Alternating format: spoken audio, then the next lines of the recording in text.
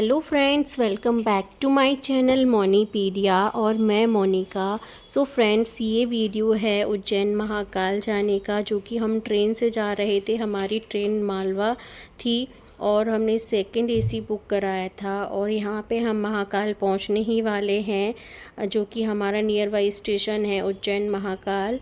और यहाँ पे मैं अपने बच्चे के साथ मस्ती कर रही थी और हम रात को 11 साढ़े 11 बजे ट्रेन में बैठे थे और लगभग इसी टाइम में हमें सुबह के टाइम में हम महाकाल पहुंच चुके थे।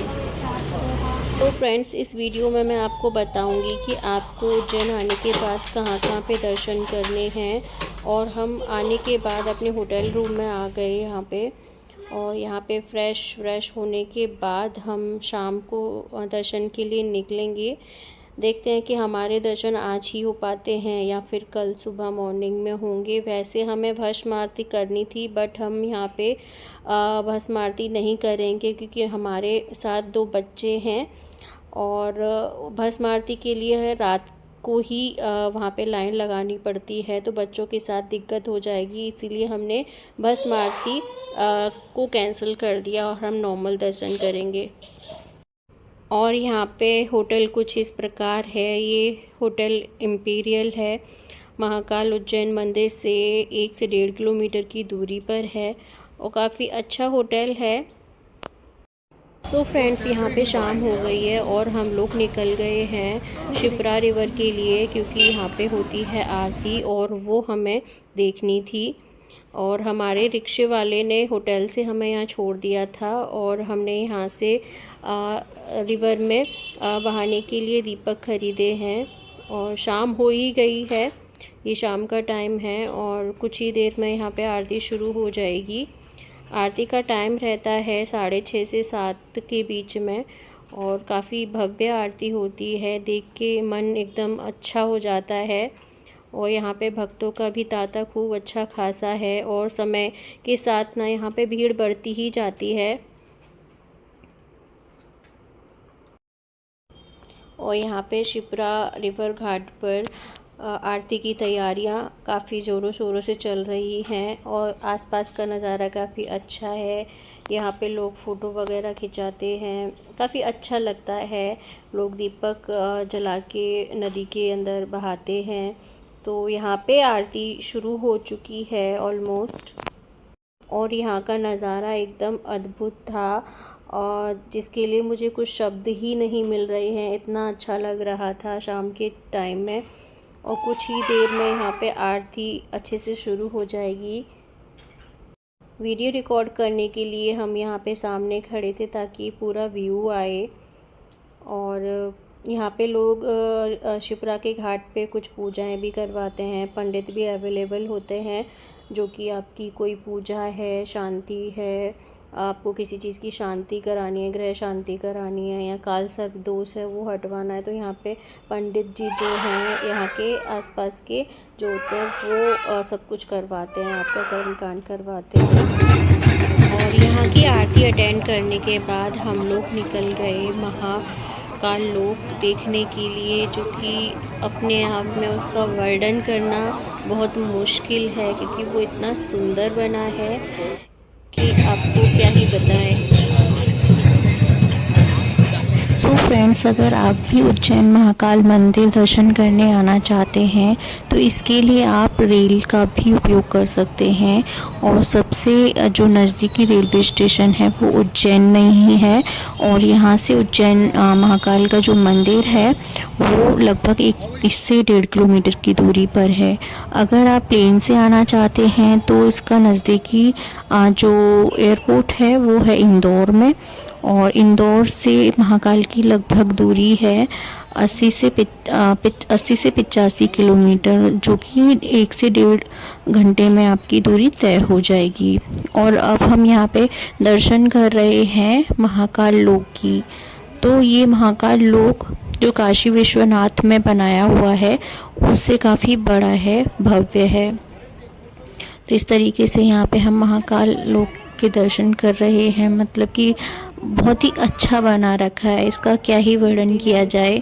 देखने में बहुत सुंदर लगता है। और रात के टाइम में तो यहाँ पे लाइटिंग वगैरह इतनी हो जाती है कि आपके 4-5 घंटे यूँ निकल जाएंगे, आपको पता भी नहीं चलेगा और इतना सुकून और शांति मिलती है। तो अगर आप भी उज्जैन महाकाल आ रहे हैं तो आप महाकाल में भी ज़रूर एक बार विज़िट करना, क्योंकि यहाँ पे आके बहुत अच्छा लगता है। तो उज्जैन में आने के बाद सबसे पहले तो आप महाकाल के दर्शन ही कर सकते हैं, उसके बाद महाकाल लोक में भी भ्रमण कर सकते हैं। इसके अलावा यहाँ पे बहुत सारे और भी टेम्पल हैं जहाँ पे आप जा सकते हैं, जैसे कि भारत माता मंदिर, बड़े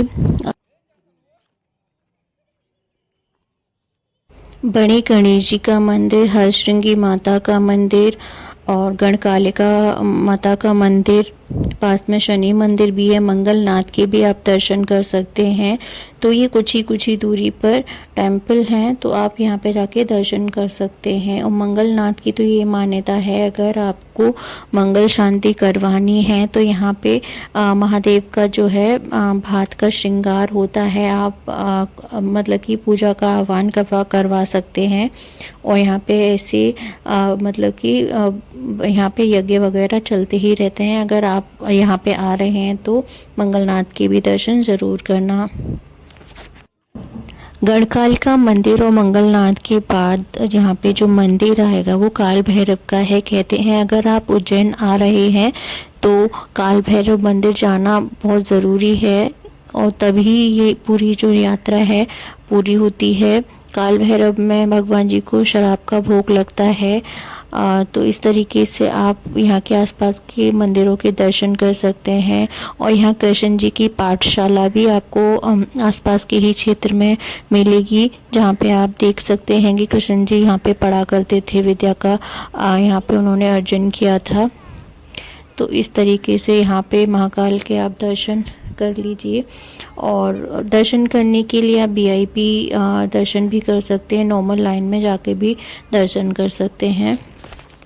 VIP दर्शन करने के लिए आपको थोड़े बहुत चार्जेस देने पड़ेंगे, जिससे कि आपका जो टाइम है वो बच जाएगा, थोड़ी ही टाइम में आप दर्शन कर पाएंगे। और अगर आप नॉर्मल लाइन से दर्शन करते हैं तो आपको भीड़ के अकॉर्डिंग, जैसा उस टाइम में रश है तो उसके अकॉर्डिंग आपको टाइम लग जाएगा। तो थोड़ा नॉर्मल भीड़ है तो आपको आधा घंटा, अगर थोड़ा ज़्यादा भीड़ है तो 1-1.5 घंटा के आसपास लग जाएगा। महाकाल लोक को इतना सुंदर बनाया गया है कि इसकी सुंदरता देखते ही बनती है, और किस तरीके से इन्होंने भगवानों की रचना करी है।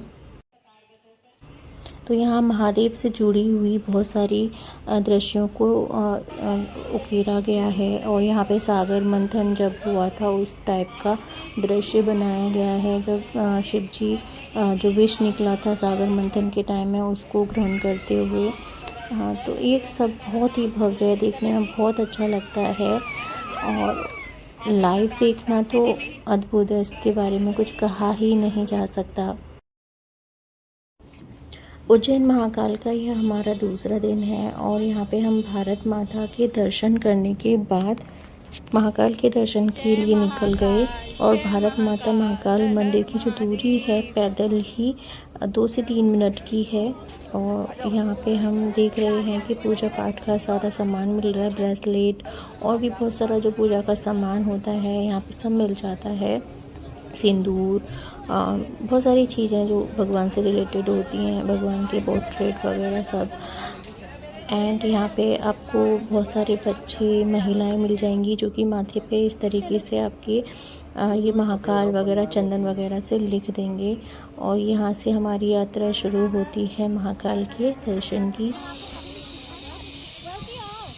और यहाँ से दोस्तों यात्रा शुरू होती है मेरे बाबा से मिलने की, जो मेरी बहुत दिनों से इच्छा थी कि मैं अपने बाबा से मिलना चाहती हूँ, क्योंकि इन्होंने मेरे जीवन में ऐसा था कि कुछ भी नहीं था उस समय मुझे संभाला।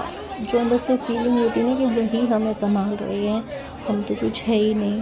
और ये हम बाबा के प्रांगण में दर्शन करते हुए, मैं ज़्यादा कुछ शूट नहीं कर पाई थी क्योंकि दर्शन करने थे, और थोड़ा बहुत कुछ शूट किया। और वैसे भी यहाँ पे मतलब कि वीडियो वगैरह बनाना अलाउ नहीं है, तो थोड़ा बहुत जो भी था मैंने रिकॉर्ड कर लिया। और यहाँ पे बस ऐसा लगता है कि दर्शन करने के बाद जैसे शरीर ना हल्का हो गया हो और तुम्हारे अंदर का जो नेगेटिविटी है ना वो निकल गई हो, और जो तुम्हें चाहिए था वो यहाँ पे ऐसा लगता है मिल गया। मतलब कि उस भावना को, क्षण को शब्दों में व्यक्त करना बहुत मुश्किल है। ये सब आप दर्शन करेंगे ना तब फील करेंगे, इतना हल्का लगता है ना, बहुत ज़्यादा। और इसके बाद हम लोग आ गए थे सिद्धिविनायक मंदिर, जो कि महाकाल मंदिर के बिल्कुल जस्ट बाहर है। तो यहाँ पे हमने मौली वगैरह बनवाई, और तो यहाँ पे मतलब कि दर्शन इतने अच्छे हुए ना बाबा के, बिल्कुल प्रांगण में जाके बहुत अच्छा लगा। और यहाँ पे मेरे बेटे की मौली बन रही है, और उसके बाद हम लोग निकल गए थे गढ़कालिका मंदिर के लिए। एक्चुअली हमने सबसे पहले किए थे काल भैरव नाथ के दर्शन, और उसके बाद हमने किया था गढ़कालिका मंदिर, और फिर हमने शाम को हरसिद्धि माता मंदिर के भी दर्शन किए। का जो मंदिर है और यहाँ की जो आरती है बहुत ही ज़्यादा प्रसिद्ध है, और इस तरीके से इसे चढ़कर यहाँ पे लोग दियों को जलाते हैं। कहते हैं कि हरसिद्धि माता रात को यहाँ पे आती हैं, और दिन में वो गुजरात में कोई जगह है वहाँ पे रहती हैं, और लेकिन रात में यहाँ पे आती हैं, क्योंकि उस टाइम के राजा जो थे विक्रमादित्य, उन्होंने माता की काफ़ी तपस्या करी थी। तो माता ने उनकी बात को रखते हुए कहा कि हाँ मैं रात को मतलब कि उज्जैन में निवास करूँगी, लेकिन दिन में वो गुजरात में ही होती हैं। यहाँ पे कहते हैं कि माता की कोहनी गिरी थी जब माता सती की मतलब कि सुदर्शन चक्र विष्णु भगवान ने टुकड़े टुकड़े किए थे, उस टाइम यहाँ पे माता की कोहनी गिरी थी, कहते हैं ऐसा। तो पूरे ही उज्जैन का जो दृश्य है ना वो बहुत ही भक्तिमय है, बहुत अच्छा लगता है। और हरसिद्धि माता मंदिर में शाम की आरती अगर आप आए हैं तो ज़रूर अटेंड करना, बहुत ही अच्छा लगता है। यहाँ पे एकदम शांति होती है। यहाँ पे थोड़ा चोरी वगैरह का डर रहता है, जो कि यहाँ की जो प्रशासन है वो आपको अलर्ट करता रहता है कि अपनी सुरक्षा आप करें। तो इस तरीके से यहाँ पे दीपक जलाए जाते हैं, तो बहुत ही अच्छा लगता है हरसिद्धि माता मंदिर में भी। तो उज्जैन में अगर आप आएँ तो हरसिद्धि माता ज़रूर आएँ, शिप्रा रिवर की आरती ज़रूर करें। भारत माता मंदिर बिल्कुल पास में है, उनके दर्शन करें। इसके अलावा जो बड़े हनुमान गणेश जी हैं उनका भी मंदिर इसी गेटों के आसपास है, महाकाल के शायद दूसरे गेट के आसपास है, तो आप वो सब कर सकते हैं। कहते हैं कि ज्योतिर्लिंगों के दर्शन करना एक सपना होता है, और बाबा ने मेरा ये सपना पूरा किया। मेरे और भी सपने हैं, धीरे धीरे बाबा उन सबको भी पूरा करेंगे। So thank you so much बाबा अपने धाम बुलाने के लिए, क्योंकि ऐसी जगहों पे जाना भगवान की मर्ज़ी होती है। भगवान की मर्ज़ी के बिना हम कहीं नहीं जा सकते, क्योंकि जाते जाते ट्रिप भी लोगों के कैंसिल हो जाते हैं। उन्होंने बुलाया था तभी हम उनके द्वारा